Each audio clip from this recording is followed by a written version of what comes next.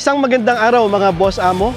Ang sabi sa akin ni Boss Joel, ang may-ari ng Joverman, meron siyang siyam na tao sa kanyang kennel para mag-alaga sa 200 dogs. Ito sila, Master Beat. O bakit Master Beat ang tawag sa'yo? Mamin ka. Mahilig ka ba talaga? Mahilig ako, mahilig. At susunod si... Usos. Ano yung turkong usos? Happy palagi.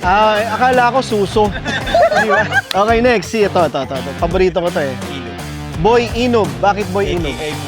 Ayun, Boy Bunny. Tayo may mga palayaw sila, no? Boy Lulu. Lulu. Bakit Lulu? Mahilig ka maglulo. Okay, ito.